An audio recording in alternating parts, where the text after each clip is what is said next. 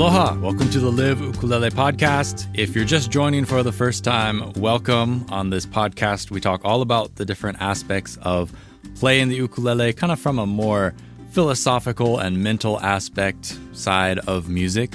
And if you're a returning listener, welcome back. Glad to have you. My name is Brad Bordessa. This is the Live Ukulele Podcast. And in this episode, I want to talk about navigating genres and how you might adapt certain things to a different sound that is provided by a genre. A lot of times we get stuck thinking that a certain song needs to be played in a very specific manner according to the genre that maybe it came from originally. But you don't, and you can get a lot of inspiration by trying things and borrowing things from other styles of music. And so we'll play a few examples and get you kind of into my head and what I think about when I'm looking for that inspiration across genres. Before we begin, though, I want to invite you folks to join me on May 25th for my third live Zoom workshop, live on Zoom. And we're going to be talking about how to change chords easier. If you're kind of a beginner player and you have a hard time moving between chord changes and you get a little bit stuck, feeling like you can't get from one chord to the next easily, I'm going to try and address some of the sticking points and some ways to kind of advance along beyond them and to be able to play a little bit more smoothly as you connect the dots between the chords. Got a few exercises in mind, and we'll look at some helpful mental devices that will get your fingers knowing where to go a little bit easier. So that's at 10 a.m. Hawaii Standard Time, May 25th. If you're inclined to register, you can go to liveukulele.com/store. Just look right at the top of the page. There's a big card for the workshop. Hope to see you there. The past few have been wonderful, and I'm looking forward to continuing the trend with this one. I have also initiated a supporting membership for liveukulele.com. If you enjoy the podcast or any of the other free content that I create and you want to support what I do monthly, it helps to give me a little bit of breathing room so that I can take the time that is required to create high-quality ukulele educational content and turn that around and bring it to you folks. Your support is greatly appreciated. You can check that out in the podcast description.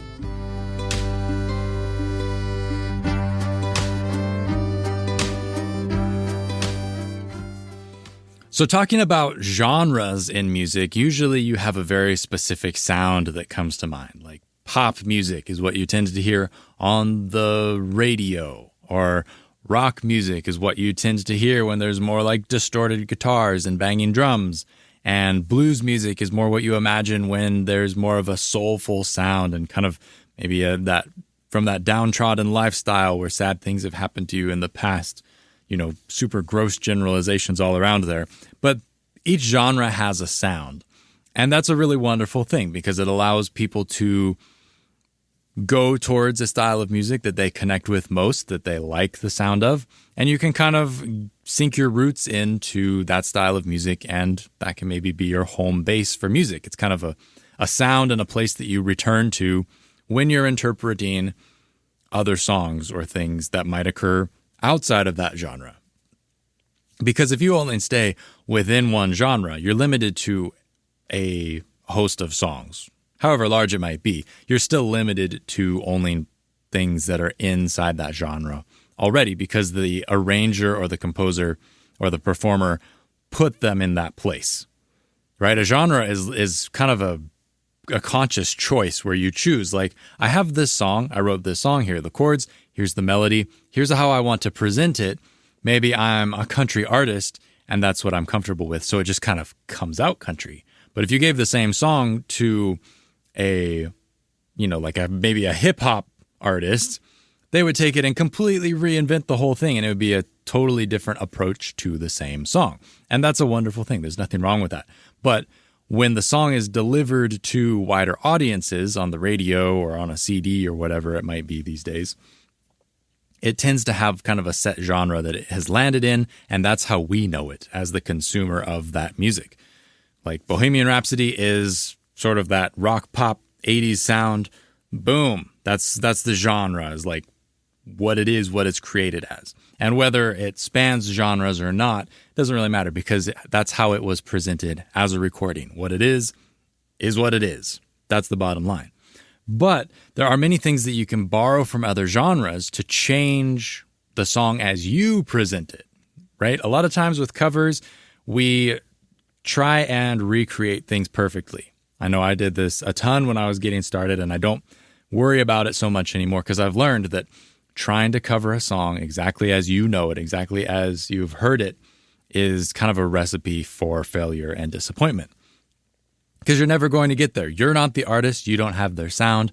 You maybe don't live in the genre that they live in. You don't have the backing band that they have. You don't have the production that they have.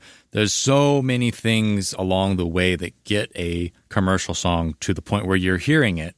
You can't possibly hope to recreate all those things unless you're a really amazing musician who has a deep understanding of the studio realm where you could record all that yourself and layer all the parts and recreate, like literally recreate the entire production. But for the average person, that's not very realistic. And what a better approach will be, what you'll learn more from, is to take the song and reinvent it in your own style. And a lot of times what that style will be, it's an amalgamation of all the different genres and sounds that you like. They kind of all meet in the middle and they kind of swirl around in this melting pot. And what comes out when you play is going to be like your custom genre. Usually you call it style, but in a way you could think of it as just a mix of genres that creates a new genre. If you go to Home Depot and you watch the paint guy mix a new kind of paint, he puts a little bit of this color and a little bit of this color. There's no like, if you want to go to the paint section and buy like a very special kind of green with some nice marketing name on it, maybe Forest Needles Green or whatever it might be. There's not Forest Needles Green pre-made in a can waiting for you. Somebody has to measure out the paint to put that exact recipe together to create the Forest Needle Green as it's seen on the little card. Music's kind of the same. You have all these different ingredients that happen in different amounts in different players, and what comes out is their signature sound. But a lot of it at the heart kind of comes down to the genre. You can think of it, if you really zoom out, that might be the way to look at it. But a lot of times what you're going to try and do is you present the song in your own style, and a lot of folks don't know what that style is for them. And so what you're going to do at first is you're going to kind of poke around in the dark. You're going to take that stab here, stab there, see what sticks, see what you like. And I think a nice way to do this and a nice way to try out some things that might or might not work, you have to kind of feel it out and see, is to borrow from other genres, okay? And so I thought this could be a little bit more of a practical example podcast because this is all stuff that I can just kind of demonstrate for you right on the fly, okay? And I have no idea what I'm going to choose. Let's see. All right, so as an example, I'm going to play All Along the Watchtower by Bob Dylan. It was redone by Jimi Hendrix. Most people know the Hendrix version. Great tune. But it is put together there and presented Bob Dylan and Jimi Hendrix. Those are two incredibly signature sounds in two very distinct kind of genre sounds. And trying to play it just like that, especially on the ukulele, it's going to be tricky. You're going to have a really hard time with that. But let's just borrow from the Hendrix version because that's the one I'm familiar with. And I'm going to maybe take the song through a couple of different genres and see if we can imagine some different reinventions of the song, like how we could change it and make it more representative of a different genre as opposed to kind of the rock version that maybe we know. So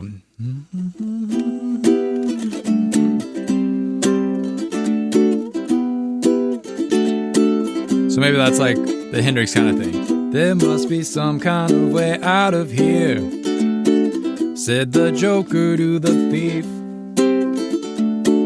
There's too much confusion, I can't get no relief. Businessmen, they drink my wine, plowmen dig my earth. None will level on the line. Nobody of it is worth, yeah. Right? That's kind of like the presentation that a lot of us know from Jimi Hendrix. But it's a very simple song. It's only the 3 chords that repeat. Just in this case, I'm playing E minor, D, C, and D, and it's just all about remembering the words. It's the main trick to pulling this song off. But there's a million ways that you could play that outside of kind of a rock feel. So right off the bat, what if we were to take it and make it more of a jazzy kind of a thing? Like how would Frank Sinatra sing that song? You know, maybe more like swing big band kind of a thing. You can take a moment and just sit and think like, okay, so if Frank Sinatra got his hands on that song, how would he do it? It's probably not like Jimmy would do it, probably quite different.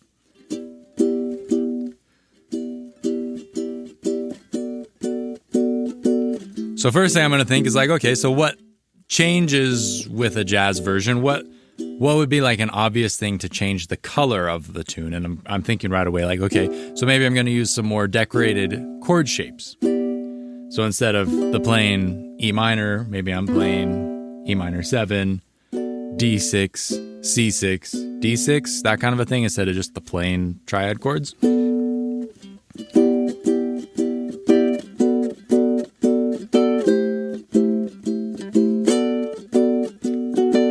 There must be some kind of way out of here, said the joker to the thief. There's too much confusion, I can't get no relief. Businessmen, they drink my wine, plowmen dig my earth. None will level on the line, nobody of it is worth, yeah. Completely different kind of a thing. And I'm changing the melody a little bit, which technically I don't know if, within the context of what's happening, I can get away with it because it's still recognizably that song. But when you're changing the melody, you do want to be careful that you don't move it enough that it becomes unrecognizable, especially if you're doing things like an instrumental where you don't also have the lyrical content to help explain what the song is. Right? In this case, it has very iconic lyrics with a very iconic picture to go with them. That helps carry and fill in the gaps, even though I'm not singing it exactly as it was written.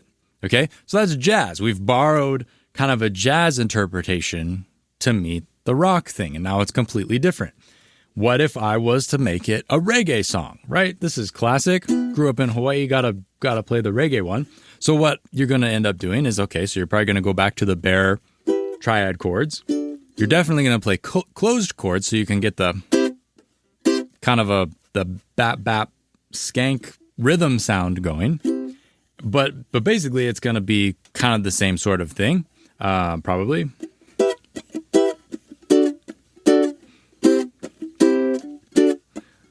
There must be some kind of way out of here, said the joker to the thief. There's too much confusion, I can't get no relief. Businessmen, they drink my wine, plowmen dig my earth. None will level on the line, nobody of it is worth, yeah, yeah, yeah. Okay, and the ukulele part is changing once again dramatically, but I'm also changing how I'm singing it, kind of the phrasing of the words. And I know I've talked about phrasing before here on the podcast, but it's a really super duper important part of music, because if you don't have phrasing or you can't change things and adjust things, you're going to have a really hard time fitting into different situations like that. You have to kind of imagine it in that different vein, and the phrasing can come along and follow that.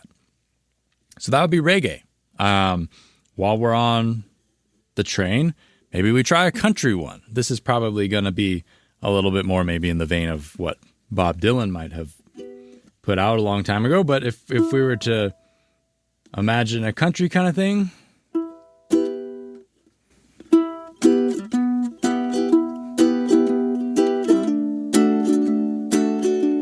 maybe like a Johnny Cash And we'll kind of maybe halftime it, slow it down. There must be some kind of way out of here, said the joker to the thief. There's too much confusion, I can't get no relief. Businessmen, they drink my wine, plowmen dig my earth. None were level on the line, nobody of it is worth.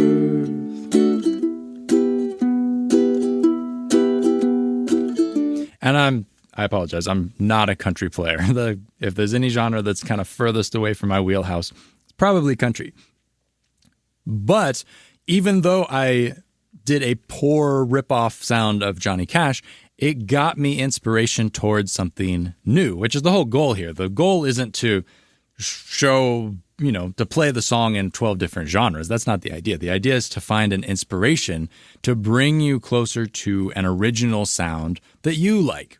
Something that, you can borrow from this and borrow from that, and you mix your paints and you have this new recipe and you can present the song in that manner. And it's going to be a new kind of a thing for the song and then how you present the song, right? Not just an exercise. We're just trying to get inspiration. And if you maybe try one genre and it kind of doesn't work, you're kind of like, I don't think that really works. You go to another genre and you try a different genre until something kind of sticks. It doesn't have to stick all the way. Maybe you decide that like, I kind of like the reggae bob, but I don't want it to be like really like bang, bang rhythm. Maybe I just want that. I want to emphasize that part of the strum where I'm hitting the 2 and the 4 and really hammering on those chord changes, but I'm incorporating it with a different kind of a feel so that it's not just strictly straight reggae.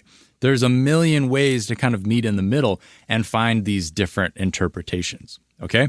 So now what I will do is I will share the song as I play it, as I have kind of envisioned it over the years and brought it to life. I will say that if I can toot my own horn for a sec, that this is one of the better interpretations of a cover song that I've done. I think mostly because it's very original. It's a very far departure from the original song that I grew up listening to, which is, All Along the Watchtower from Forrest Gump, right? It's like that's where a lot of people know the song from. But this is very different. I intentionally went a completely different direction with it. And it was one of those moments where I don't think I can really even take credit for figuring it out because it just sort of fell in my lap and happened. It's just like, no, what if I do this? Perfect. It just was one of those kind of things. But anyways, this is how it is. And I've changed it so that it's more like a folky, rolling kind of approach, almost like even kind of a Celtic sort of thing. And I put a little riff to go with it, and the riff is kind of what informs the feel. And sometimes you'll do that. Sometimes you will have your own take on a part or even create a whole new instrumental part, usually, the instrumental part, and it really adds to how you can interpret the song. And that kind of becomes the song, right? And a lot of times great covers will do that. And they'll take like the original vision of a song, but it'll add something on top. It'll be a little bit more because they added a new part to the song, and that new part can kind of inform what's happening. All right, so here's All Along the Watchtower as I play it usually.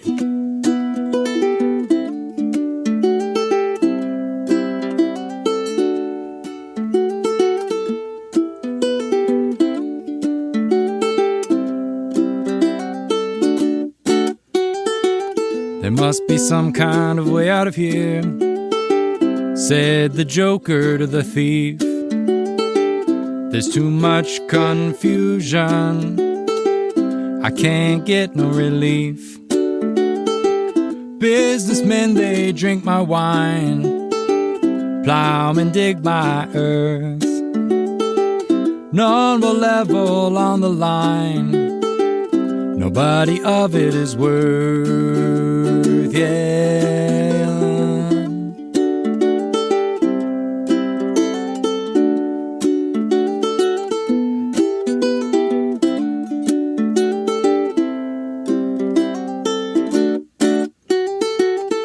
reason to get excited. The thief he kindly spoke. There are many here among us who feel that life is but a joke. But you and I, we've been through that. This is not our fate. So let us not talk falsely now. The hour's getting late.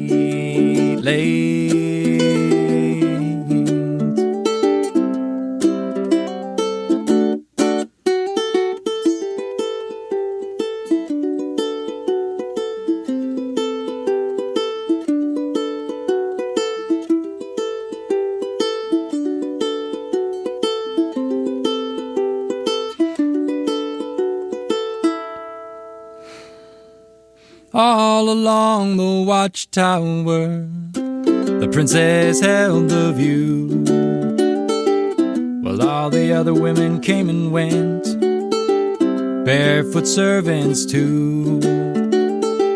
Outside in the distance, a wild cat did growl. Two riders were approaching. The wind began to howl.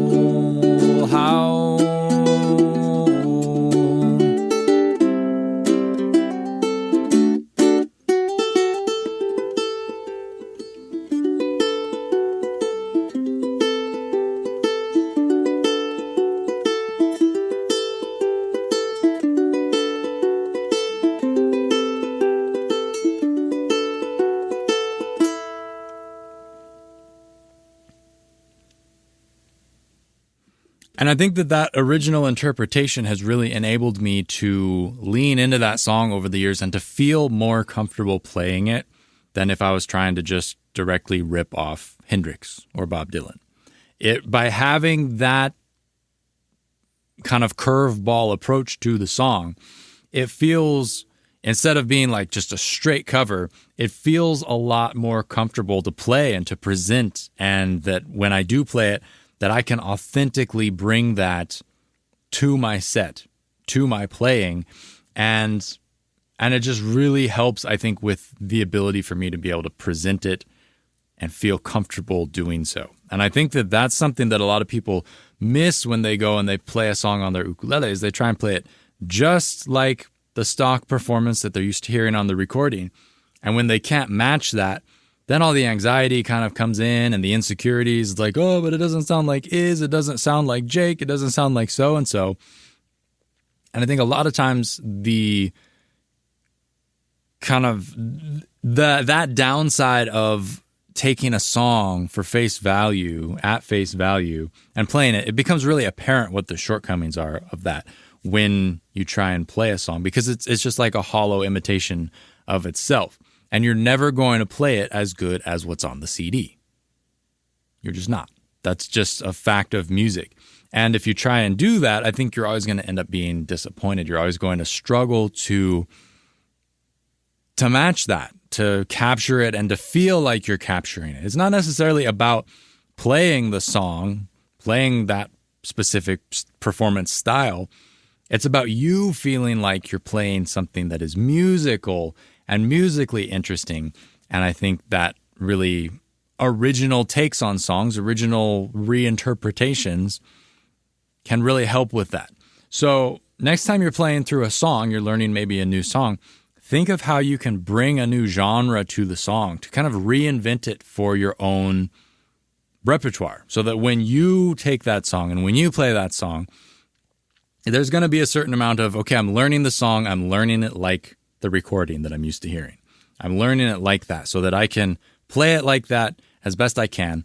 But then after that stage, once you know the song, there's kind of a second layer where you're going to separate kind of the more artistic people from just the people who are following along and kind of copying. There's nothing wrong with that, but it's definitely a divergence for sure.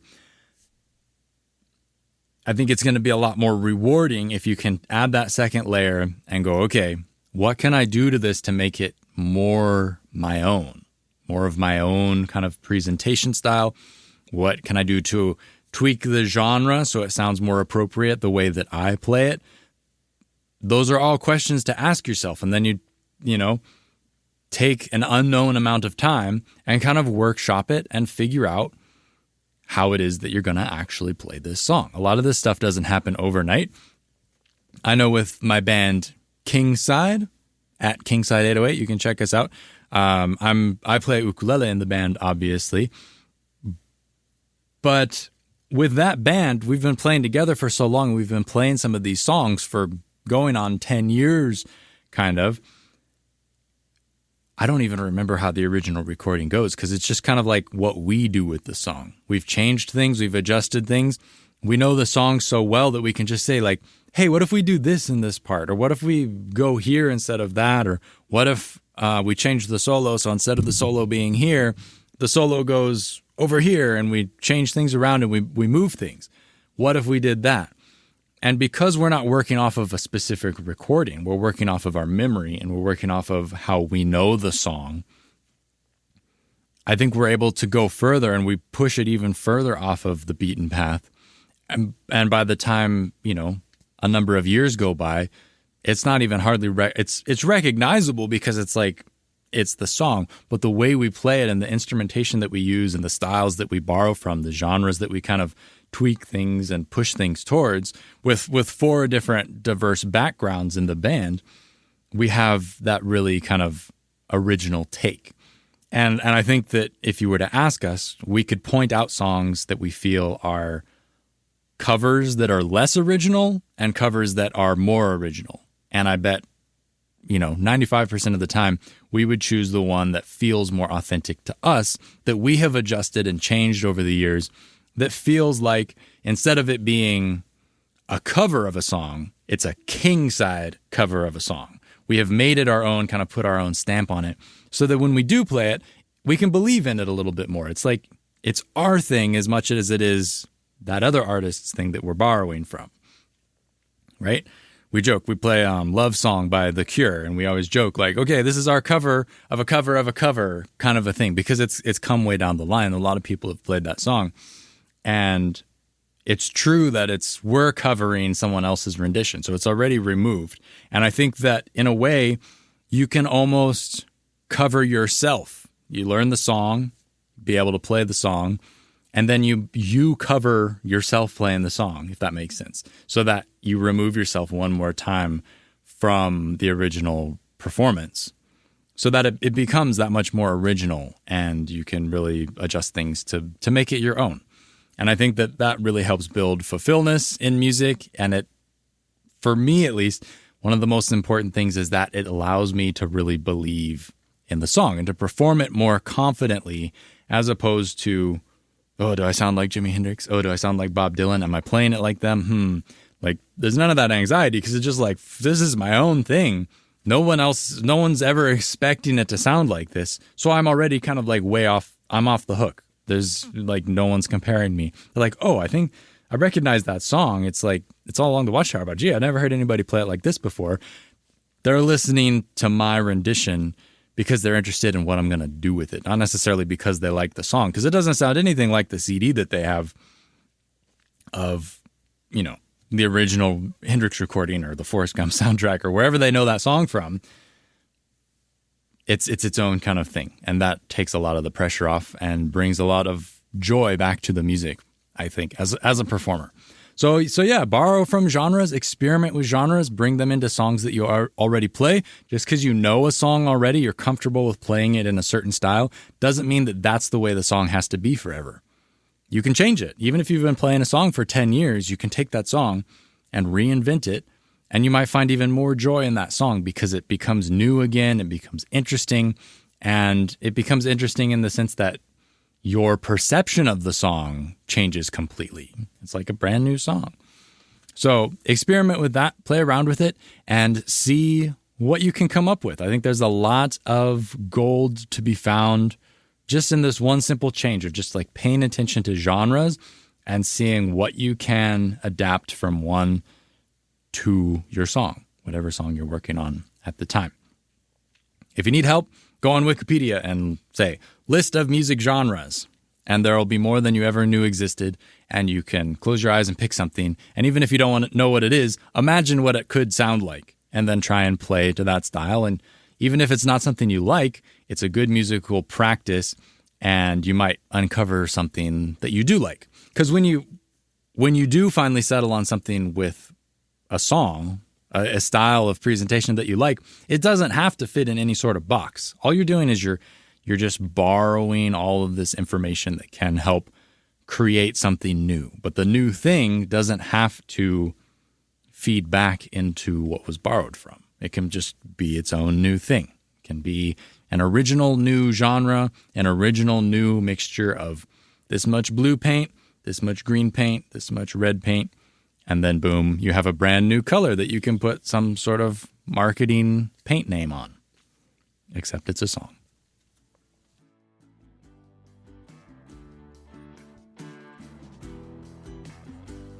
All right, thanks so much for tuning in. Hopefully you had a fun time listening to some of those different style interpretations that I did, and hopefully it gives you some ideas to explore with your own music. Try it out. Try and borrow some things. Think of your favorite 5 genres and just start there. And you can build in complexity if you need to. But really, you're just looking for inspiration. And if you find the inspiration right away, you don't need anything else. That's great. Just, know when to say it's done. But thanks for tuning in. Once again, I would love to see you on May 25th, 10 a.m. Hawaii Standard Time, for a Zoom workshop. We're going to be talking about making easier chord changes. So if you are a beginner player, you know a few chord changes, but you have a hard time moving through them, then we'll talk about different techniques you can use to increase your confidence in getting between the chords, how to make your fingers get used to kind of doing smart things and making good choices so that as you go on to the next chord and the next chord and the next chord, you're setting yourself up to make good physical movements along with understanding mentally what it is you're going to be moving towards next. And if you want to become a supporting member of the Live Ukulele podcast and liveukulele.com, you can check the link in the description below the podcast, or you can go to the lessons page, the articles page on liveukulele.com, and there should be a little banner up top that says become a supporting member. Click on that, choose your monthly contribution, and it'll just work automatically from there. Thank you so much for the support. Hope to catch you next time here on the Live Ukulele podcast. These are published the first and third Saturdays of each month. Should have some good interviews coming up. Probably not next episode, but the following episodes, hopefully, we'll have some great guests, some great, well-known, renowned guests, even. Hopefully they all work out. I have big dreams, but we'll see what happens. You'll just have to tune in next time. If you like what you hear, please subscribe. Tell your friends, tell your family, tell your dog, and I'll catch you next time. Be well out there. Hui ho.